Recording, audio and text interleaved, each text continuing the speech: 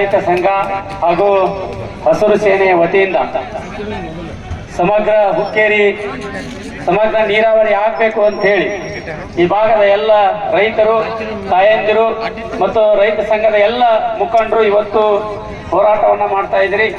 ತುಂಬಾ ಸಂತೋಷದಂತ ವಿಷಯ ಇದೆ. ಇವತ್ತು ಎಲ್ಲಿವರೆಗೆ ರೈತ ಸಂಘಟಕ ಇರ್ತೀವಿ. ಇವತ್ತು ಏನಾಗಿದೆ ಅಂದ್ರೆ ರೈತ ಅಳ್ತಾ ಇದ್ದಾನೆ, ಜನಪ್ರತಿನಿಧಿಗಳೆಲ್ಲ ನಗ್ತಾ ಇದ್ದಾರೆ.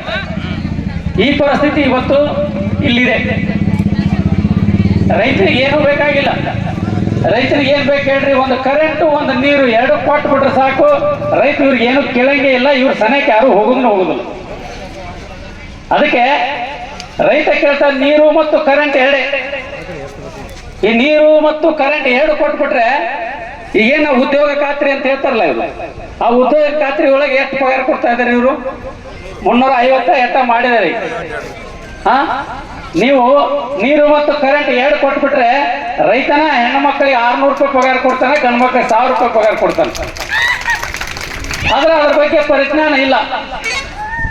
ನಾನು ಹೇಳಕತ್ತಿದ್ವಿ, ನೀವು ಉತ್ತರ ಕರ್ನಾಟಕದ ಎಷ್ಟು ಮಂದಿ ಶಾಸಕರಿದ್ದೀರಿ, MP ಗಳಿದ್ದೀರಿ, ನೀವೆಲ್ಲ ಮೊದಲು ಜಾತಿ ಮತ ಪಕ್ಷ ಬಿಡ್ರಿ.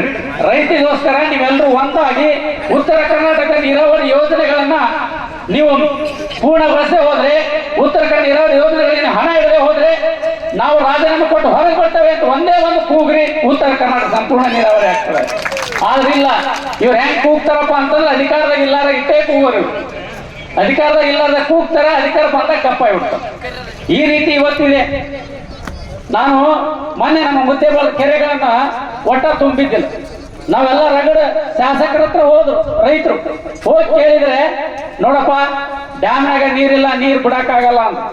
ಅವಾಗ ಎಲ್ಲ ರೈತರು ನೋಡ್ರಿ, ನಿಮ್ ಕಾಲು ಬೀಳ್ತೀವಿ, ನಮ್ ಕಬ್ಬು ಒಣಗಕತ್ತದ, ದಯವಿಟ್ಟು ಸ್ವಲ್ಪ ಕೆರೆ ನೀರು ತುಂಬಿಸ್ರಿ ಅಂತಂದ್ರೆ ಅವ್ರೇನ್ ಹೇಳಿದ್ರಪ್ಪ ಅಂದ್ರೆ, ಕಬ್ಬು ನನ್ನ ಕೇಳಿ ಹಾಕಿದ್ರೇನಪ್ಪ ಅಂತ ಹೇಳಿ ಕಳಿಸಿದ್ರು. ನನ್ನ ಕೇಳಿ ಕಬ್ಬು ಹಾಕಿದೇನೋ ಅಂತಂದ್ರು. ಯಾವಾಗ ಕರ್ನಾಟಕ ರಾಜ್ಯ ರೈತ ಸಂಘಕ್ಕೆ ಎಲ್ಲ ರೈತರು ಬಂದು ಕೇಳಿದಾಗ ನಾವು ಬರೇ ಹೋಗಿ ಏನೂ ಹೇಳಿಲ್ಲ. ನಮ್ಮ ಶಶಿಕಾಂತ್ ಗುರೂಜಿಯವರು ಮತ್ತು ಚಿನ್ನಪ್ಪಣ್ಣ ಪೂಜಾರಿಯವರು, ಇಡೀ ರೈತ ಸಂಘ ನೀವು ನೀರು ಬಿಡದೆ ಹೋದ್ರೆ ಇವತ್ತು ನಿಮ್ಮ ಮುಂದೆ, ನಿಮ್ಮ ಆಫೀಸ್ ಮುಂದೆ ಧರಣಿ ಮಾಡ್ತೀವಿ ಅಂತ ಒಂದೇ ಒಂದು ಮಾತು ಹೇಳಿದಕ್ಕೆ ಅವತ್ತೇ ಬರೇ ಒಂದು ವಾರದಲ್ಲಿ ನೀರು ಬಿಟ್ಬಿಟ್ರು. ಅಂದ್ರೆ ಅಷ್ಟು ಭಯ ಇವತ್ತು ಅಧ್ಯಕ್ಷರ ಬಗ್ಗೆ, ಗುರೂಜಿಯವ್ರ ಬಗ್ಗೆ ಇದೆ.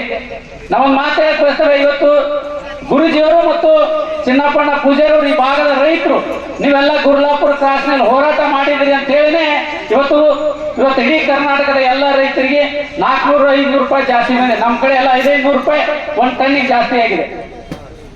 ಇವತ್ತು ಇದಕ್ಕೆಲ್ಲ ಯಾರು ಕಾರಣಪ್ಪ ಅಂತಂದ್ರೆ ಅದಕ್ಕೆ ರೈತ ಸಂಘ ಕಾರಣ, ರೈತ ಸಂಘದ ಸಂಘಟನೆ ಕಾರಣ. ನೀವೆಲ್ಲರೂ ಸಂಘಟಕರಾಗಿದ್ರೆ ಎಲ್ಲ ರಾಜಕಾರಣಿಗಳು ಎಲ್ಲರೂ ಕೂಡ ನೀವು ಹೇಳ್ದಂಗೆ ಕೇಳ್ತಾರೆ. ನಿಮ್ಮಲ್ಲಿ ಸಂಘಟನೆ ಇಲ್ಲ ಅಂತಂದ್ರೆ ನಿಮ್ಮನ್ನ ಯಾರು ಕೇಳಂಗಿಲ್ಲ. ಅದಕ್ಕೆ ನಾವು ಹೇಳುದು, ಇವತ್ತು ಹೆಂಗಾಗ್ಬಿಟ್ಟಿದೆಪ್ಪ ಅಂತಂದ್ರೆ, ನೀವು ನೀರು ಕೇಳಕತ್ತೀರಿ, ಅವ್ರು ದಾರು ಕೊಡ್ತೀನಿ ಅಂತಾರೆ.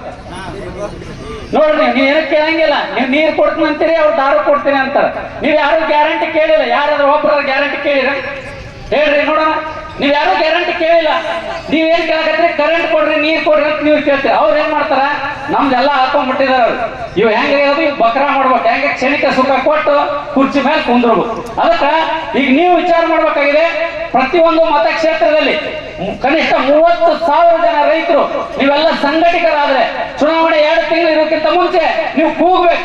ಪ್ರತಿಯೊಂದು ಮತಕ್ಷೇತ್ರದಲ್ಲಿ, ಪ್ರತಿಯೊಂದು ತಾಲೂಕಿನ ಕಚೇರಿ ಮುಂದೆ ನಿಂತು ನಮ್ಮ ಸಾಲವನ್ನ ಮನ್ನಾ ಮಾಡಬೇಕು ಅಂತ ಒಂದೇ ಒಂದು ಮಾತು. ಇವತ್ತೇನು 96 ಕ್ಷೇತ್ರಗಳು ಇಲ್ಲೇ ಉತ್ತರ ಕನ್ನಡ ಎಲ್ಲ ನಿಂತು ಕೂಗಿ ಬಿಡ್ರಿ, ಅವ್ ಗ್ಯಾರಂಟಿ ಬಿಡ್ತಾರ, ನಿಮ್ ಗ್ಯಾರಂಟಿ ಚಾಲು ಮಾಡ್ತಾರ. ಆದ್ರೆ ನೀವು ಕೂಗಕ್ ರೆಡಿ ಇಲ್ಲ. ನೀವೆಲ್ಲ ಏನಾಗ್ಬಿಟ್ಟಿದೆ, ರೈತರನ್ನ ಒಂದೊಂದು ಪಕ್ಷದಲ್ಲಿ ಹೊಡೆದು ಹೋಗ್ಬಿಟ್ಟಿದೀವಿ. ನೀವು ಚುನಾವಣೆ ಬಂದಾಗ ಯಾವುದೇ ಪಕ್ಷದಲ್ಲಿ ಇರಿ, ಆದ್ರೆ ರೈತರ ಸಮಸ್ಯೆ ಬಂದಾಗ ನೀವೆಲ್ಲರೂ ಒಂದಾಗಿ ಒಗ್ಗಟ್ಟಾದ್ರೆ ಮಾತ್ರ ನಿಮಗೆ ಸಮಾಜಕ್ಕೆ ನ್ಯಾಯ ಸಿಗ್ತದೆ. ನಾವೊಂದು ಮಾತು ಹೇಳಕ್ ಬಯಸ್ತೇನೆ. ನಮ್ಮಲ್ಲಿ ಒಂದು ನಾಗರಬಟ್ಟ ಏತ್ ನೀರಾವರಿ ಇದೆ. 2017ರಲ್ಲಿ ಸ್ಟಾರ್ಟ್ ಆಗಿದೆ. 2017ರಲ್ಲಿ ಸ್ಟಾರ್ಟ್ ಆದ್ರೂ ಕೂಡ ಇನ್ನೂ ಮುಗಿಯಬಹುದು. ಎಲ್ಲ 90% ಮುಗಿಸಿದ್ದಾರೆ. ಇನ್ನ 4 ಜನ ರೈತರು ಅವಾರ್ಡ್ ಅಲ್ಲ ತಕರಾರು ಮಾಡಿದ್ದಾರೆ. ಅವ್ರು ಏನು ಕೇಳ್ತಾ ಇಲ್ಲ. ಸರ ನಮ್ ಹೊಲ ಹೋಗಿದೆ, ಇವಕ್ಕೆಲ್ಲ ಅವಾರ್ಡ್ ಕಾಪಿ ಮಾಡಿ ನೀವು ಕೊಟ್ಬಿಡ್ರಿ, ರೊಕ್ಕ ಕೊಡ್ರಿ ಅಂತ ಬೇಡ, ಅವಾರ್ಡ್ ಕಾಪಿ ಮಾಡಿ ಕೊಡ್ರಿ ಅಂತಂದ್ರು ಕೂಡ ಯಾರು ಒಬ್ರು ಬರಕ್ ರೆಡಿ ಇಲ್ಲ. ಮೊನ್ನೆ ಇವತ್ತು ನಾವೆಲ್ಲ ರೈತ ಸಂಘದ ವತಿಯಿಂದ ಪ್ರತಿ ಗ್ರಾಮದಲ್ಲಿ ಹೋಗಿ ಗ್ರಾಮ ಸಭೆಯನ್ನ ಮಾಡಿ ನೀವು ಇನ್ನು ಒಂದು ತಿಂಗಳಲ್ಲಿ ಎಲ್ಲ ಕೆಲಸಗಳನ್ನು ಮುಗಿಸಿ ನೀವು ನೀರನ್ನು ಹಾರಿಸದೆ ಹೋದ್ರೆ ನಮ್ಮ ರಾಜ್ಯದ ರಾಜ್ಯಾಧ್ಯಕ್ಷರು ಮತ್ತು ಶಶಿಕಾಂತ್ ಗುರೂಜಿ ಅವರು ನೇತೃತ್ವ ವಹಿಸ್ತಾರೆ ಅಂತ ಹೇಳಿದಕ್ಕೆ ಇವತ್ತೇ ಜೆಸಿಬಿ ಕಳಿಸ್ಬಿಟ್ಟಿದ್ದಾರೆ. ಯಾಕೆ ಮಂದಿ ನೀವೆಲ್ಲ ಕಳಿಸ್ಬಿಟ್ಟಿದ್ದಾರೆ ಅಂದ್ರೆ ರೈತರ ಸಂಘಟನೆಗೆ ಆ ಶಕ್ತಿ ಇದೆ. ಆ ನಿಟ್ಟಿನಲ್ಲಿ ನೀವೆಲ್ಲರೂ ಕೂಡ ಒಂದಾಗ್ರಿ, ಒಗ್ಗಟ್ಟಾಗ್ರಿ, ಜಾತಿ ಮತವನ್ನ ಬಿಡ್ರಿ. ಇನ್ನು ಮುಂದೆ ರೈತ ಬದುಕಬೇಕಪ್ಪ ಅಂತಂದ್ರೆ ಪ್ರತಿ ಹಳ್ಳಿ ಪ್ರತಿ ಗ್ರಾಮದಲ್ಲಿ ಕೂಡ ರೈತರು ಒಂದಾಗಬೇಕು ಅನ್ನೋ ಮಾತನ್ನು ಹೇಳ್ತಾ ಈ ವೇದಿಕೆ ಮೇಲೆ ಮಾತನಾಡಕ್ಕೆ ಅವಕಾಶ ಮಾಡಿಕೊಟ್ಟಿದ್ದಕ್ಕಾಗಿ ತಮಗೆಲ್ಲರೂ ಕೂಡ ವಂದಿಸುತ್ತಾ ನನ್ನ ಮಾತು ಮುಗಿಸ್ತೇನೆ. ಜೈ ಜಯಕಾರ.